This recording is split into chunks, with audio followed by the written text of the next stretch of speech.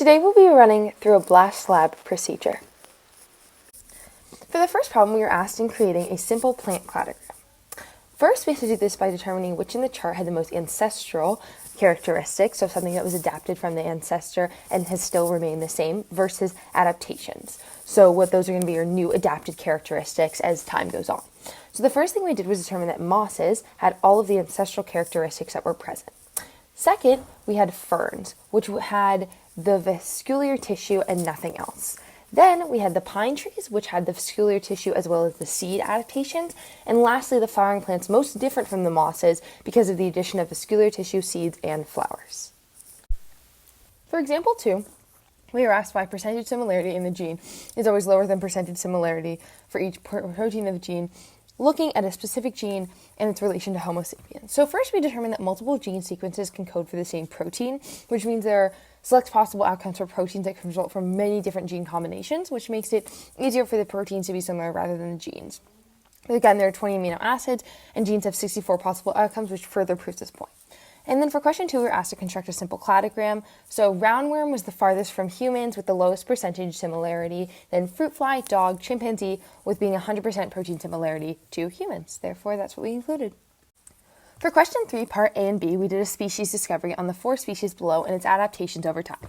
So we did a characteristics chart and showed that the O meant the ancestral DNA and the ancestor's DNA, and then the pluses were adaptations from that. So as you can see, A had the most of the O, B, C, and D, all adaptations were added on.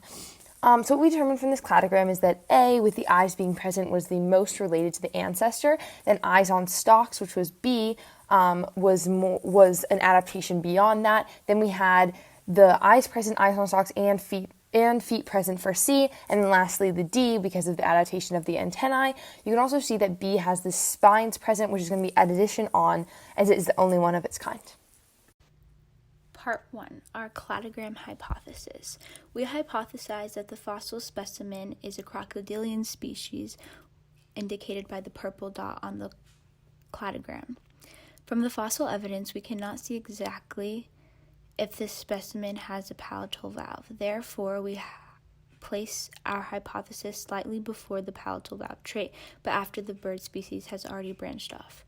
Additionally, the visible vertebrae and the 2 parted limbs of the insect also support this hypothesis, as both of these being present allows us to look farther up the cladogram for similarity.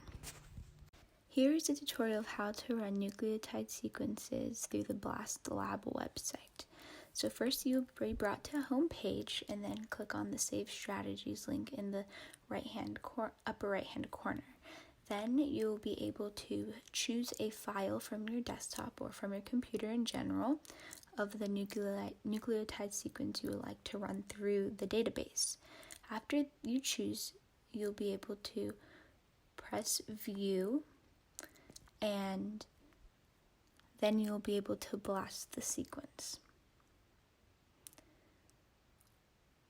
Once you press blast, it'll take you to a new page that will take about 30 seconds to appear, and it gives you the scientific name and the percent similarity of the nucleotide sequence of different species. From here, you can click on the accession link, and then this pop-out will come up over on the right side of the screen, and it will show you the exact species and its more common name. For example, on the screen you see gallus. Gallus is more commonly known as a chicken. This can be done for all 4 gene sequences that are required for this lab. For our BLAST lab of gene 1, the gallus, which is a chicken, we found that it had 99.32% similarity, and then on the cladogram, we placed it around the bird's area, of course, because a chicken is a type of bird, and then also with the adaptation of feathers, and additionally, it was coming off the crocodilian's tree, so therefore, we also determined and proved our hypothesis of the crocodilian similarity. Okay, so the second gene that we ran through the BLAST lab was a Drosophila melanogaster, which is more commonly known as a fruit fly.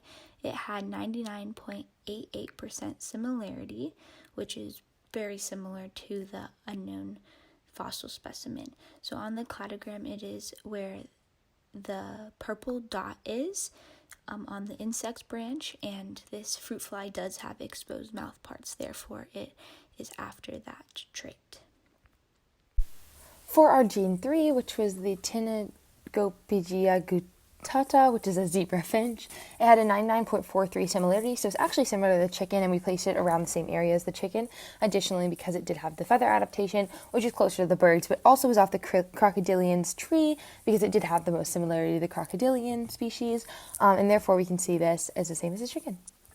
The fourth and final gene we ran through the BLAST lab was the mitochondrion alligator sinensis, more commonly known as the Chinese alligator.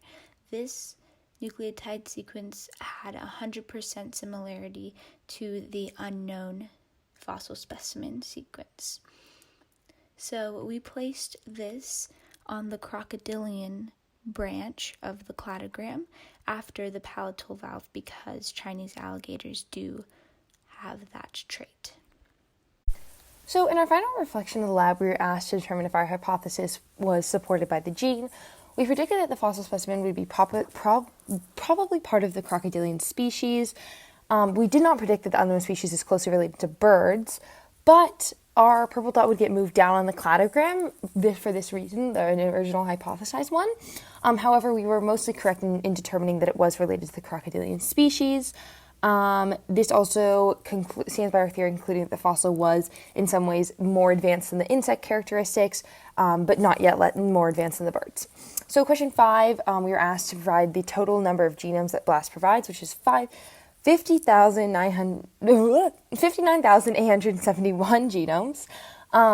BLAST does have an extensive database, but the accuracy is limited because there are genomes that have not been inputted into the database yet. And then there will be more accurate analysis to come in terms of determining more genomes. Lastly, in order to collect more data from the fossil radiometric dating, we need to determine the specimen's age and what time period it lived in, and this can expand knowledge of the species' diet and what other species were living at the time, which will provide even more useful characteristics for doing this lab later on. And below is our works cited page for all of the information that we received.